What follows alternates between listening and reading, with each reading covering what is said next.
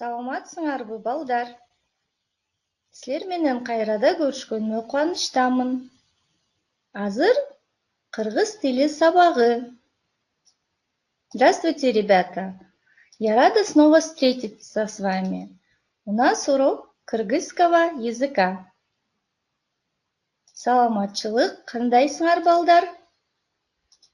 Жакшы эс алдыңарбы? Саламатчылык.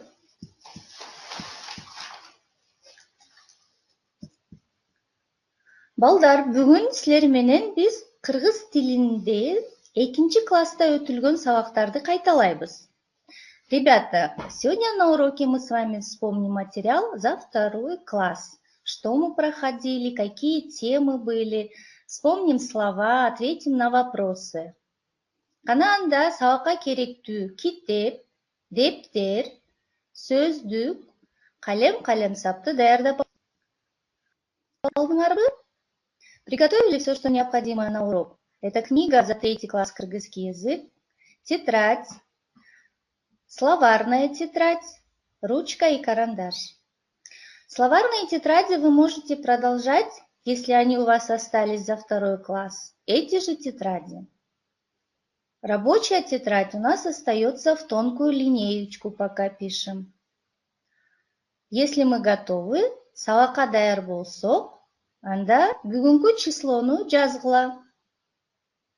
Открыли тетради, пишем 4 сентябрь, жума. Дептерге жазабыз, балдар. Асия, жазы бер ооба. Бүгүнкү сабактын темасы кайталоо сабагы. Урок повторения. Теманы жазабыз, кайталоо сабагы. Жок, Семетей, в линеечку тетрадь рабочая. Ребята, почему вы не подготовили тетради? 4 сентябрь, Умар. Кайталоо сабагы.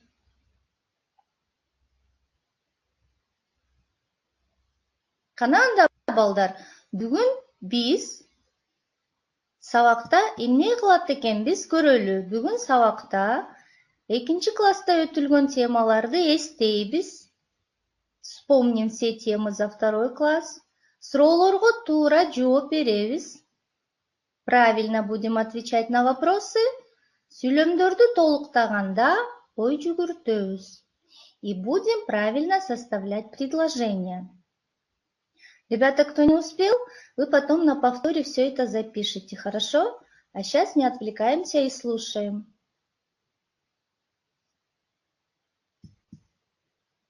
Кана, балдар, эң биринчиден анда кантип саламдашабыз? Эстегилечи, кантип саламдашабыз? Жооп беребиз. Как мы здороваемся кыргызча? Кана, ким айтат? Жамиля, саламат, туура эмес жазып алдың. Султан, туура. Айсезим жооп берди. Дагы ким айтат? Туура, Амалия. Муниса, жакшы. Дагы кантип саламдашабыз? Сайкал, туура, азаматсың. Демек, саламатсызбы деп айтабыз. Туура, Жамиля. Дагы салам деп айтабыз. Асыл, жакшы, кутман таң дейт. Анан эгер көп адамдар менен учурашсак, саламатсыңарбы дейбиз. Бакыт, жакшы. Туура, Айтина, азаматсыңар. Демек, все вместе хором повторим слова приветствия. Саламатсызбы. Салам. Саламатсыңарбы. Бектур, жакшы. Антипта учурашабыз, туура. Азаматсыңар, балдар. Вспомнили, да, как надо правильно здороваться на кыргызском языке? Маргарита, правильно, салам. Эми, балдар, кийинки сүрөттү карайбыз. Булар кимдер? Вспоминаем. Кого вы видите на картинке? Кто это? Бектур, тура, дагы. Жакшы, Баймырза.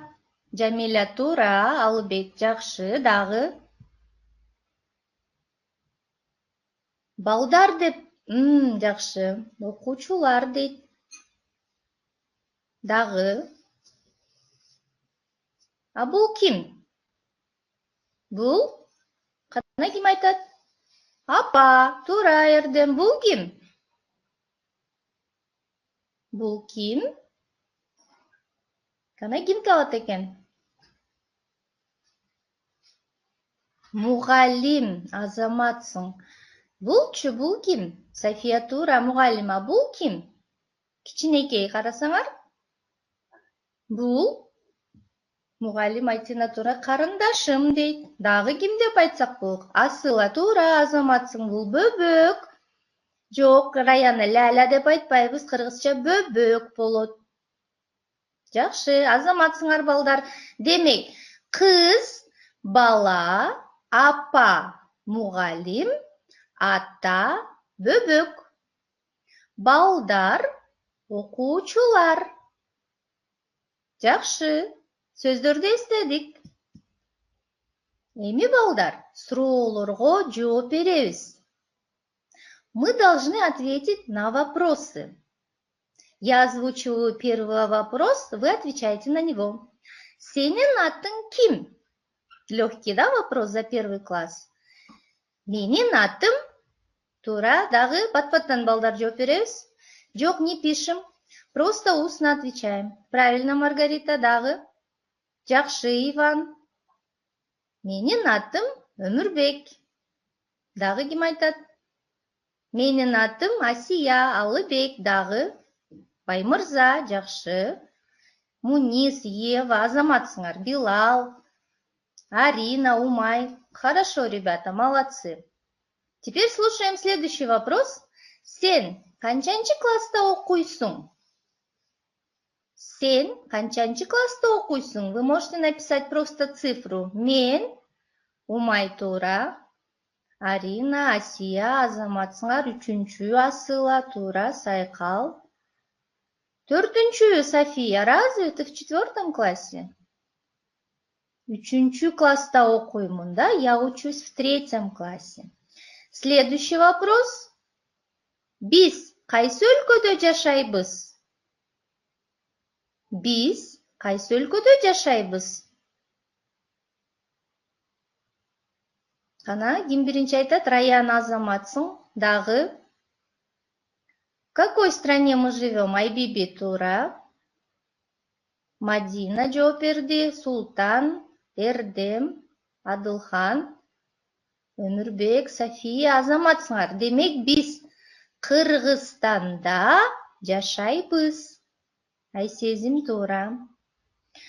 Дальше, ребята, слушаем следующий вопрос. Кыргызстандын Борбор шаары. Борбор, это что у нас? Столица, да? Иван первым ответил, молодец. Бакыт, Джамиля жооп берди. Айбиби, Иван, Тимур. Тимур 6 деген эмне? Что это за 6? Раяна, жакшы. Демек, Кыргызстандын Борбор шаары Бишкек, где мы с вами проживаем, да? И последний вопрос, акыркы суроо. Кыргызстандын Бермети кайсы? У нас такая тема была в конце учебного года. Вспоминаем.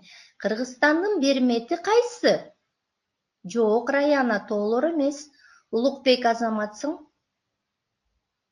Где мы любим бывать летом? Адылхан, тура. Дагы ким айтат? София. Правильно. Жок, Сайкал, Каракол эмес. Иван, правильно. Демек, молодцы, вспомнили. Кыргызстандын Бермети Ысык көл. Это Ысык көл. Азаматсыңар.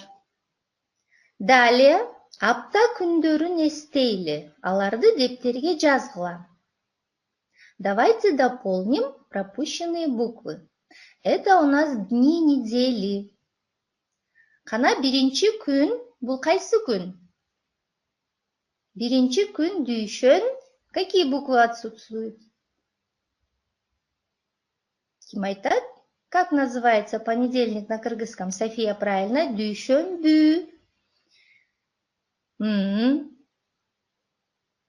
Азаматсыңар. Ребята, здесь надо будет в тетрадях записать любые 2 недели правильно.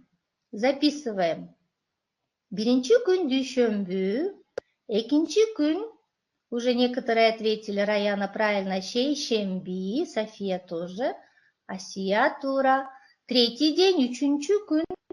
Нет, Демид, не все слова. Достаточно записать 2 слова, которые вы правильно отгадали. Айсезин тура. Үчүнчү күн. Третий день какой у нас?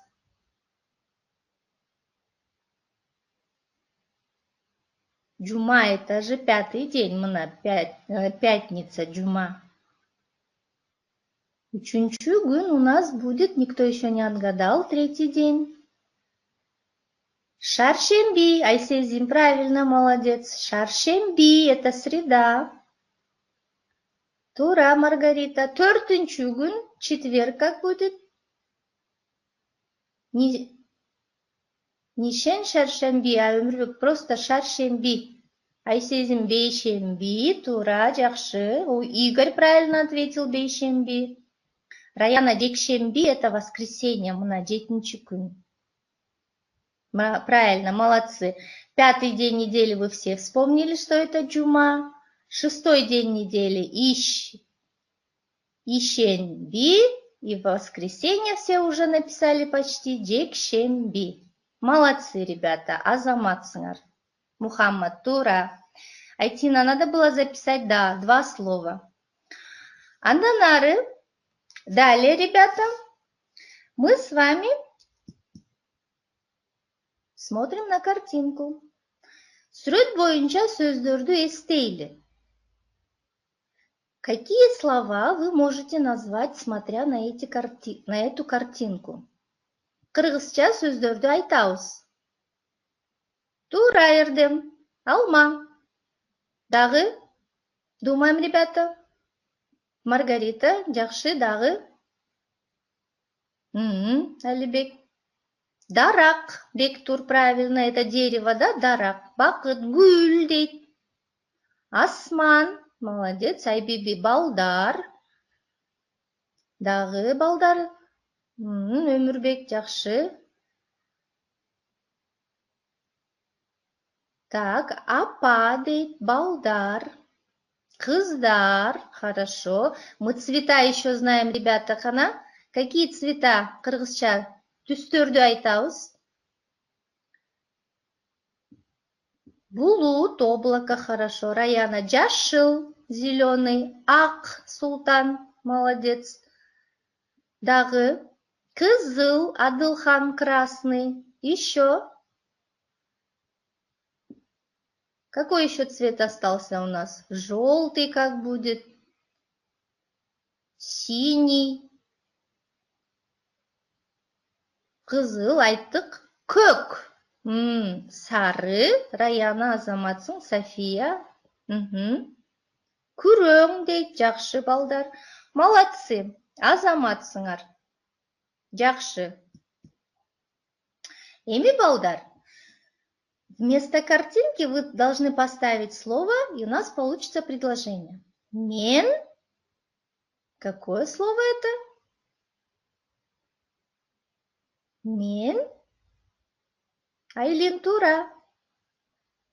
Айбиби, тура. Алыбек. Джамиля, Алма, Мунис, правильно. Молодцы. Сильвестр, правильно. Значит, мы записываем это предложение в тетрадь. Дептерге жазгыла. Мен алманы жакшы көрөм.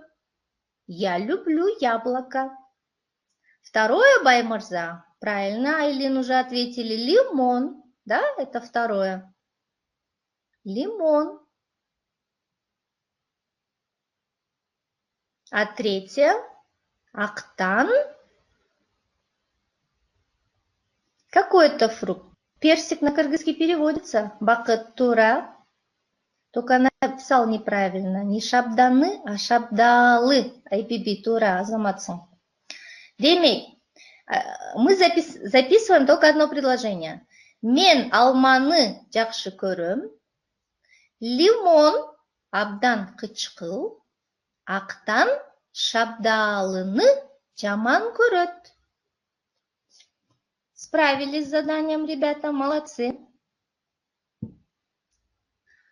Далее у нас идет. Виктор не успел? Мен алманы жақшы көрөм, вы записываете. Мен алманы жақшы көрөм. Сөз айқаштарды түзөбүз. Вы должны сейчас правильно составить словосочетание. Кандай, это переводится какой, какая, какие. Толу, тату, чоң, бийик, коз. Эмне, это значит что? Имарат, үй, бешик, өрүк, өлкө. У вас должно получиться, например, вот так. Тату, өрүк. Улукбек тоже правильно ответил. Дальше вы сами. Правильно, Алыбек. А тут же нету слова алма. Султан. Внимательнее. Толу өлкө, тура, дагы. Составляем, ребята, словосочетание. Можете записать одно словосочетание в тетрадь, да. Чоң үй, правильно пишем. Правильно, Маргарита. Бийик имарат, высокое здание. Жазасың, Бектур. Бирөөн эле, одно только. Дагы ким айтат? Бийик имарат, дагы. Бешик деген сөз. Кантип түзсөк болот? Бешик. Это колыбель, да, для младенца. Айсезим тура, коз, бешик. Коз. Ишик эмес, бешик. Азаматсыңар, балдар. Почти все справились с этим заданием. Молодцы. Чоң үй, жакшы умар. Бийик үй деп айтсак да болот, Кооз үй деп да айтсак болот. Толу өлкө, Өмүрбек тура.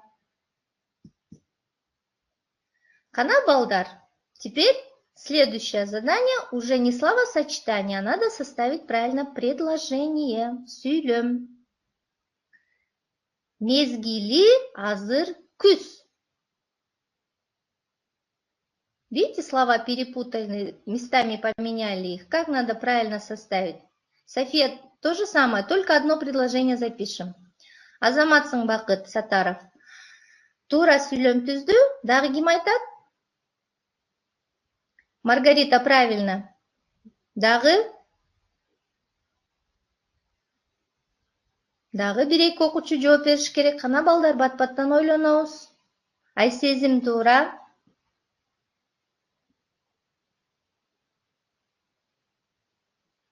Азыр. Анан дальше. Демек, балдар, Мунис жазабыз, да, пишем. Азыр күз мезгили. Это правильное предложение. Сейчас у нас осень переводится. Ева, правильно. Второе. Какие нам слова даны? Газпром. Мен окуйм мектебинде. Бакыт тура жооп берди. Алыбек тура жооп берди. Дагы ким айтат? Сначала будет я, да? Я. Мен биринчи болот, Айсезим. Жамиля тура. Демек, мен. Бектур жакшы. Мен Газпром мектебинде окуйм. Мы знаем, да, что все слова, которые обозначают действие, то есть глаголы, в кыргызском языке всегда в конце предложения. Маргарита тура. И последнее предложение, как у нас будет? Көп. Кооз. Бишкекте имараттар. Бакыт биринчи жооп берди. Султан туура, мен Газпром мектебинде окуйм. Кийинки сүйлөмдү карайбыз, балдар. Третье предложение мы уже составляем. Ева конец предложения написала. Так, Бишкекте Өмүрбек, аягы канакей. Бектур, только одно предложение записываем. Я же вначале сказала. Только одно, бир сүйлөм. Баймырза, бир сүйлөм. Айсезим, азаматсың. Бирок көп деген сөз сүйлөмдүн аягында болот. Бишкекте кооз имараттар көп. В Бишкеке много красивых зданий. Жакшы, балдар, молодцы. Теперь смотрим уже задание посложнее. Да, видите, ребята, мы сначала составили словосочетание, потом предложение. Теперь мы должны по схеме рассказать, как мы провели лето, то есть про летние каникулы. Молодец, Умар, жаздыңбы? Мен Газпром мектебинде окуйм деп жаздың, жакшы. Смотрим на табличку. Первое, биринчисинде. Кайда болдуң? Где был? Здесь у нас слова даны. Айылда, шаарда, көлдө, жайлоодо, үйдө, чет өлкөдө. То есть, где ты провел лето? Например, мен жайкы каникулда айылда эс алдым. Я на летних каникулах отдыхал в селе. Вы можете поставить вместо айылда любое из слов, где вы провели лето. Көлдө дейт София. Жакшы. Дагы ким кайда болду? Көлдө болуптур Маргарита. Дагы балдар кайда болдуңар? Ошто болот Билал. Көлдө, азаматсыңар. Айылда дейт. Жакшы, көлдө. Жакшы, Бектур, эмне кылдың? Что делал? Ойнодум, играл, сууга түштүм, купался, жардам бердим, помогал, китеп окудум, читал книгу, эс алдым, отдыхал, конокко бардым, был в гостях. И как мы ответим? Чоң атама жардам бердим, например, помогал дедушке. А вы что делали? Силер эмне кылдыңар? Өмүрбек ойнодум дейт. Дагы эс алдым, эрдем, жакшы. Ойногом дейт. Сууга түштүм дейт Алыбек. Мунис үйдө өткөрүптүр каникулун. София тоже сууга түштүм дейт. Бектур, это вы запишите потом. У вас задание будет такое, вы потом запишите. Мен сабакты кылдым дейт. Мен сабак окудум болот Бектур. Играл будет Игорь. Ойнодум. Играл. Бектур, мен сабак окудум болот. Же мен сабак жаздым. Конокко бардым. Это что, был в гостях? Мен сабакты кылдым дейт Семетей, жакшы. Эми балдар, третья графа у нас кандай эс алдың? Как отдохнул? Сонун. Прекрасно. Жакшы. Хорошо. Көңүлдүү. Весело. Орто. Средне. Эң сонун. Очень хорошо. Жаман эмес. Неплохо. Эрдем орто эс алдым дейт. Эрдем не болду? Үйдө болуп орто эс алдыңбы? Тимур сонун дейт. Көңүлдүү эс алыптыр Бектур. Дагы ким кандай эс алды? Эң сонун дейт. Сонун. Теперь, когда вы будете записывать, вот, ребята, вам образец. Мен эң сонун эс алдым. Я отдохнул прекрасно. Молодцы, ребята. Азаматсыңар. Эми балдар сабакты бышыктайлы. Что мы сегодня делали на уроке, что вспоминали? Өтүлгөндө эстеп кайталадык. Мы вспомнили пройденный материал, повторили. Суроолорго жооп бердик. Вы все старались ответить на вопросы. Тапшырмаларды аткардык и выполнили несколько упражнений. Теперь, ребята, домашнее задание, үйгө тапшырма. 5-чи бет, 5-чи көнүгүү. Менин каникулум деген темада сүрөт тарткыла, ал боюнча